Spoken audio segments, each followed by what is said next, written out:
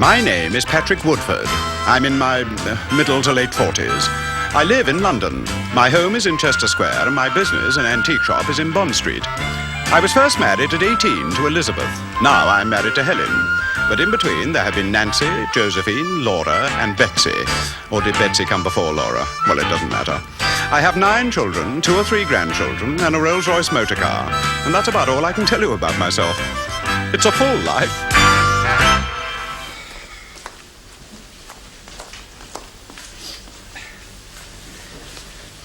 You may recall that the last time you saw me, I did a sort of pearl white. Oh, I don't mean that I was chained to the railway track with the express roaring towards me, but it was nearly as worrying. You see, my most recent ex-wife, Betsy, suddenly arrived from America with the news that our divorce at Winnemucca Flats was not official, which after 5 years was revealing, to say the least. In addition, she stayed the night, which convinced my first wife, Elizabeth, and my present wife, Helen, and Betsy's husband, Greg, who was ringing in from New York, that she and I had cohabited. And on top of that, it's my birthday. Happy birthday, Patrick. Oh, thank you, Betsy. I wonder if they give you a birthday cake at Wormwood Scrubs. Well, listen, your solicitor's going to help us, isn't he? Oh, he's managing to dash in for 5 minutes on his way to court, yes. Well, he's a good man. Well, he's good at unravelling my simple marriage knots. I don't quite know how he'll cope with a double sheepshank. Come on, open some cards. No, thank you, Betsy. Since I have apparently committed bigamy, I'm in no mood for people's frivolous comments on my half-century. Oh, come on, it'll cheer you up. Come on. Well, that one won't even be frivolous. It's from my mother. Do you know that she has sent me exactly the same birthday card every year since I was 6? Look. Of life's surprises, son of mine, may you receive your share, and on this very special day, be free from every care. Yes, well, that's really cheered me up, I must say. This one's from Harold. Oh, yeah. Lovely picture of a dog on the front. A dog? Alsatian. A policeman isn't holding it by the lead, by any chance. Oh, goodness me. Look at both jumping like a couple of villains on the run. Good morning, Mrs. Vanderhoff. And a very special good morning to you, sir. Thank you, Harold. I see you got my card, sir. Yes, it's a lovely doggy. Thank you. The caterers should be here soon, sir, and I'll personally supervise the drinks and the laying of a buffet in the dining room, so there's absolutely nothing for you to worry about. Thank you, Harold. I'm delighted to know there's absolutely nothing for me to worry about. Excuse me, sir. May I speak to Mrs. Vanderhoff, please? Who's this? Oh, my name's Anderson. I was the attorney in her divorce. Is that Mr. Vanderhoff? Yes, it is, and my wife is in England, Mr. Anderson, and she just spent the night with her ex-husband. Oh, dear, I'm afraid that's all my fault. You suggested she spend the night with her ex-husband. Good heavens, no. What the hell are you talking about? Mr. Vanderhoff, I'm going to have to break a confidence. She told me not to tell you. For God's sake, Mr. Anderson, I'm just knocking back my 3rd large brandy, which is not my usual breakfast. Well, I'm afraid I told her that her divorce from Mr. Woodford here in Winnemucca Flats was not in order and that she was still legally married to him. Well, in fact, it's a Mr. and Mrs. Woodthorpe from Connecticut, Ohio, who are currently living in sin. Well, it must be 5, 6 years since that silly son of mine saw something greener in yet another field. Nearly 6, yes. Yes, well, his latest marriage is a ghastly mistake, I expect you've heard. I'm sure Patrick would like to turn the clock back over those 6 years, wouldn't you, dear? Well, how's your husband coming to? Excuse me, Mother. Hello? Pat? Greg? Yes. Wrong number. Be careful, dear. That's a telephone, not a dumbbell. If you would excuse me, Mother, I must go and dress. But you haven't helped me over your birthday present. I mean, I don't want to be the only one turning up tonight without a gift. Oh, it's always been such a happy celebration. We don't want a single thing to cloud the occasion. The telephone's ringing, dear. Oh, so it is. I'll take that. Hello? May I speak to Mrs. Vanderhoff, please? She's in the loo. It may of your early morning paddies, dear, but you've no need to take it out on the GPO. Oh, well, I'll see you this evening. Yes, then. darling. A bientôt. Greg, Twice. how did he sound? Just like a man who knows that his wife spent the night with her ex-husband. My God. You don't suppose he's found out anything else, do you? No. Oh, my God. Oh, good grief. Hello? What the hell's going on? I want to talk to Mrs. Vanderhoff. She's come out of the loo and got into the bath. Mr. Collins. Oh, thank heavens, John. Now, this is most urgent. I'm sure. It has been over the last 30 years. You remember Betsy, don't you, my fifth ex-wife? Of course. How do you do? I think we met at the divorce court. No, you did not. That was Elizabeth, Nancy, Laura, and Josephine. Yes, all right, Patrick. Yes, well, do get your facts right, John. My head is full of facts. I'm on my way to court where I have to handle 2 divorces, a desertion, and a battering case. Wife battering? No, she battered him. So you see, it's a very busy day. I have everything on my plate except bigamy. Yes, well, I think we can provide that for you. Sit down. Betsy got divorced in America. At least she thought she did, but apparently the formalities were incorrectly observed. Therefore, it appears that she and I are still married to each other. Which means, doesn't it, that we are not married to the people we were married to? Yes, it does. Well, since it's the only one of your divorces that I didn't handle, well, I don't want to sound smug. Well, you do, so get on with it. Yes, well, I'm sorry, but until I see the original divorce documents, Greg, Could be. what do we say? You're in the bath. Well, I was there before. You fell asleep. In the bath? Nearly drowned. Excuse me. I don't like that. You're getting dressed. Well, I could still take a call. Your phone is ringing. You take it. What? She's gone to the zoo. Hello? Mrs. Vanderhoff, please. She's gone to the zoo. What do you think, Mr. Carnaby? Well, Mrs. Vanderhoff. Well, Mrs. Woodford, that is. Yes, well, the apparently incumbent Mrs. Woodford. Call her Betsy. Oh, thank you. Well, I would hazard that in this case, as I understand it, an official accident of divorce registration might not be treated as the culpable offence of bigamy, provided that your respective spouses... No. Your marital partners... No. Your, Bedmates. Thank you. Well, provided that, they were each acquiescent to a form of remarriage. Remarriage? I don't want to remarry Helen. I've been trying to prize her off for a year. Greg again? Could be. Well, what do we say now? But you're at the zoo. He doesn't believe us. Oh, my God. Perhaps it's not him. Perhaps it's not him. Perhaps it's not him. John. Patrick, may I remind you that I am a solicitor and not an answering service? Hello. Listen, fella, before you tell me Mrs. Vanderhoff is having a bath at the zoo, tell her from me that I know all about Winnie Maka. and tell her I'll be on the next plane over. Hello? Hello? Well, what did he say? He says he knows all about Miss Maka. Miss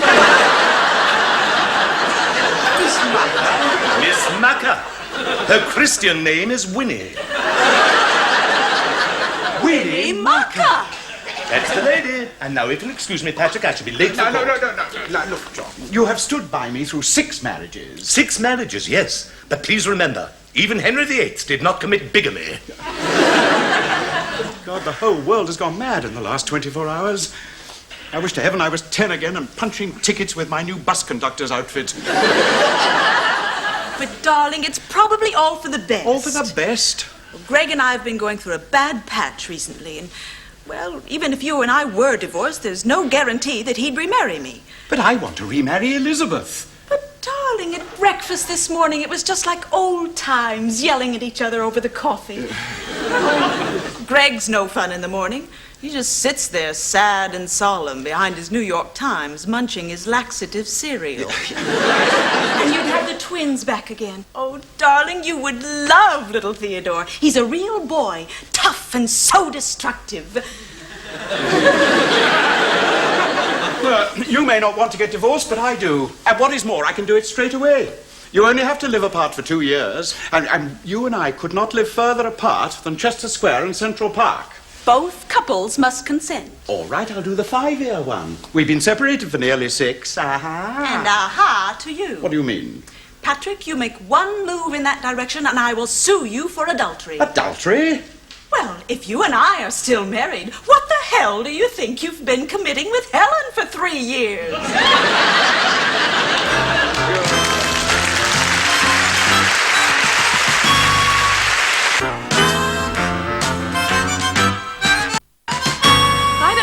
I like something much more old-fashioned. So I said to Daddy, someone wants you. Oh, darling, your glass is empty. Oh, but Patrick, I must be careful. I can't remember whether that was my first or second. Your third, darling. What? There we are. Thank you, dear. Laura, isn't Edgar coming? No. He's not well? Physically, yes. Mentally, bananas. He's totally paranoid these days about the risk of scandal, all because he knows those 3 boring judges and that man who prints prayer books. Yes, I know. But I said to him this morning, look, darling, there can be no possible chance of scandal. Today, Patrick is 50. I mean, he must be past it now, surely. What a relief for you. Well, Patrick, your half-century. Yeah, thank you very much, Nancy. Yes, I am aware of the latest score. You look marvellous, darling, considering the number of ducks you've scored in the marriage game. Your glass is empty, darling. Josephine. Happy birthday, Patrick. Oh, you are such a problem every year. I mean, what does one give the man who has everything, I ask myself, and then suddenly I answer myself. What? Nothing. Oh. I have told Harold in the hall that I'm expecting a phone call. From your husband? You're joking. I slept with him last night. Harold, I really don't think I can keep this smile on my face any longer without a surgical splint. It's going very well, sir. Has Betsy come down yet? No, sir. Oh, you know, she really must not put the cat among the pigeons, Harold. For my mother's sake, if for no one else. Poor dear Mamma. She's managed to survive the embarrassment of me cramming 6 marriages into 30 years. But I really don't think she'll last much longer if I substitute the divorce court for the Old Bailey. The Old Bailey. Shh. If that lot gets to hear, we shall have Laura and Nancy complaining bitterly about their besmirched reputations. Elizabeth will strike me off her address book. Helen will send me a solicitor's letter for a birthday present. And we shall have to burn feathers under the nose of my prostrate mother. Yes, the situation is certainly a little complicated, sir. And to top it all, you see, Betsy is determined to remain married to me. Somehow or other, Harold, we have got to talk her out of it. Well, sir, as it's 5 years since the 5th Mrs. Woodford left, perhaps you could insinuate that over that period you've acquired a few personal habits of a rather disturbing nature. How disturbing, Harold. Nothing too unpleasant, sir. I mean, you don't want me to suggest that I cut my toenails in the drawing room. Perhaps a hint that you drink rather heavily. That your temper gets extremely short after 6 o'clock. That problems at the gallery lead you to feign headaches and acute dyspepsia. And, as you've gone right off, animals and children.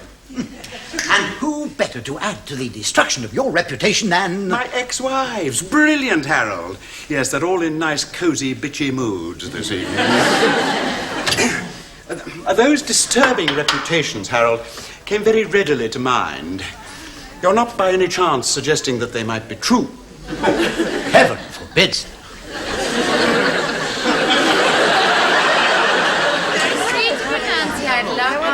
Marion, what about you? Oh, no, thank you, dear. I don't want to blunt my appetite before the buffet. Oh, of course not. I have virtually fasted all day, you know. Nothing has passed my lips since my modest breakfast of cereal and cheese omelette, except an avocado pear, a tiny Dover sole, and a few lychees, and a slice or 2 of Madeira cake. Well, why don't you have some more champagne? Oh, I think somebody must have finished my last one.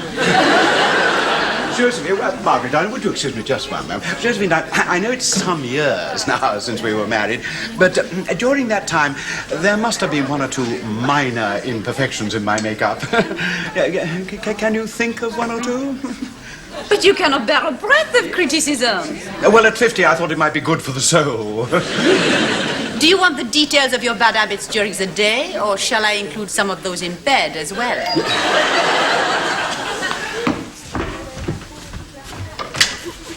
Good evening, Harold. Madam? I don't wish to see my husband, thank you, but as I still cling to those tenets of civilized behavior that Mr. Woodford has apparently abandoned, I should like to mark his birthday with a small gift. I shall leave it in the study with a note. I thought it was you that had slimming biscuits in bed. No, it was you, Patrick. Oh, well, whatever happens, don't tell Betsy, will you, darling? See? You know, it is the most extraordinary thing, but Betsy, who'll be joining us in a few moments, simply cannot think of one solitary reason why she and I should ever have split up. You're joking. Well, I don't know about you and Betsy, but personally, I can still recall with infinite clarity some of your extremely distasteful peccadillos. Really? Are we talking about daytime or nighttime? Be my guest. Mrs. Woodford. Hello, Harold. Well, after that slight altercation with my ex-husband this morning, I was going to post this. And then I thought, on a day like this, well... Bygones are bygones. Yes. Quite, Harold. Well, not quite gone, Harold. Elizabeth, how very charitable of you to forget this morning and come. Charity in this dear little old-fashioned country, Betsy, doesn't necessarily mean giving oneself away. That extraordinary fetish about poached eggs. Did I? Oh, you remember, darling. You used to poach a couple, let them get cold, and then you used to get them.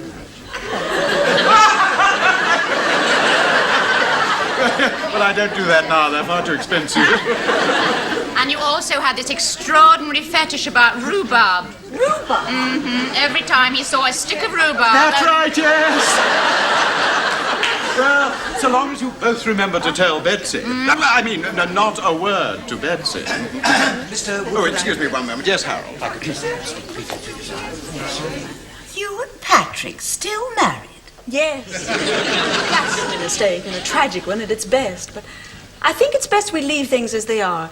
I mean, we wouldn't want a bigamy case, would we? Well, take your choice.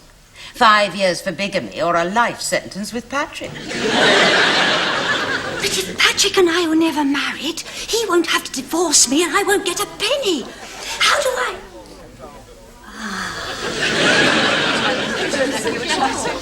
Patrick, at your earliest birthday parties, we always played games. Yes, Mother, would you excuse me just one moment? Well, I was thinking of truth and consequences. I think we'd be a little safer, Mother, with sticking the tail onto the donkey. Oh, Elizabeth! Ah, Patrick, it seems I not only have to give you my best birthday wishes, but I have to hope that you'll both be very happy. Thank you, Elizabeth. That's very generous of you. With all the extra work you're giving your solicitor, it's a pity he doesn't give Green Shield stamps. Oh, bigamy, illegitimacy, adultery, broken hearts, both sides of the Atlantic. It only needs Harold Robbins to write the novel. Goodbye. No, Elizabeth, darling, please, I do beg of you. Okay. Pat Woodford. Yes? Greg Vanderhoff III. Greg? My wife back from the zoo. Yeah,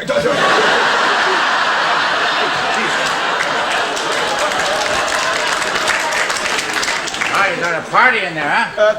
No, it's a political meeting. Yes. Let me get you a drink, Mr. Vanderhoff. What's your name, little fella? Elizabeth, darling, look, please, do me a favor, will you, and stay and help me? I don't know what will happen if the news reaches my poor mother, but I do know that it'll be all over London if it reaches the ears of those two town criers, Laura and Nancy. All right, Patrick. You know, the amount of work I do on your marriages, it's a pity I can't charge salvage fees. Darling, I do love your little quip. Every so often. Come on. Happy birthday, What are you doing, darling. Helen? For heaven's sake, what... Patrick, I've always loved you. You know that, don't you? What? And in spite of everything, I'd like to come back, pick up where we left off. In the middle of a blazing row? It wasn't all rows. We had some deeply loving moments. We even tried a reconciliation. Yes, I know. Well, Helen, I've always wanted a baby, Patrick. I'm afraid I haven't one spare at the moment. Excuse me, sir, but Mr. Vanderhoff is getting extremely restless. Is it really, Helen? Would you mind? I'm awfully sorry. All news when I see you, darling. Yeah. news? Pat, is Betsy here? I just want to tell her I know all about Winnie Mucker. Yes, I know you do. And you're taking it very well, Greg. Taking it well. Look, I wonder, would you do me a favor? Seeing that it's my birthday and my mother is very frail.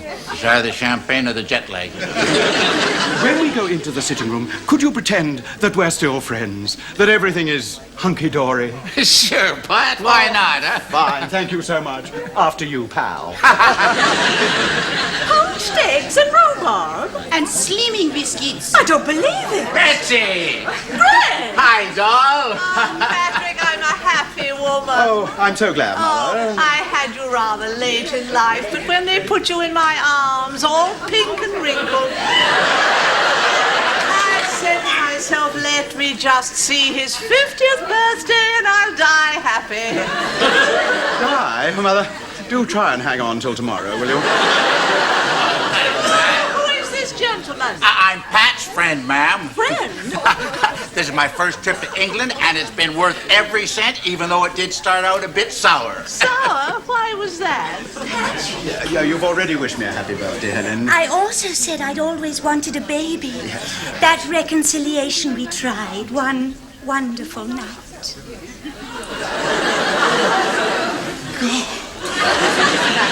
We've always looked on Betsy as representing the American branch of the family tree. You don't look at all well, sir. I think I've just had another birthday present, Harold. It's no good. This charade cannot go on any longer. Now, Mr. Wood. No. The secrecy, the deception, the great tragedy beneath the glittering celebration. Be calm. It's no good. No. Even at the risk of my mother not making my 51st.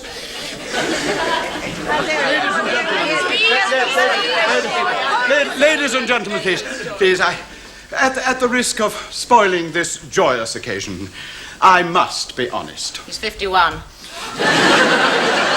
Honesty has always been my policy. My mother will testify. I did not chop down her cherry tree, but 47 years ago, I did spend a penny on her azalea. And I admitted it, as indeed I have admitted my faults and my true feelings to all my wives. The truth can sometimes be harsh, but nothing can replace a clear conscience. And it is in an effort to burnish my conscience that I have to admit to you all here and now that Betsy and I... Thought you were still married because your divorce hadn't worked. Mr. Vanderhoff told me. He told me too. And me? We all know. I even told Patrick. Hell, I know all about Winnie Mucker Flats. Happy birthday to you. Happy birthday to you. And if you give me another champagne, darling, I'll forgive you the azalea. Happy birthday to you. And Patrick's troubles are not over. He'll be back to face another life and another day tomorrow at the same time. It's David Plus Low as we take a trip down the country's favourite memory lane next.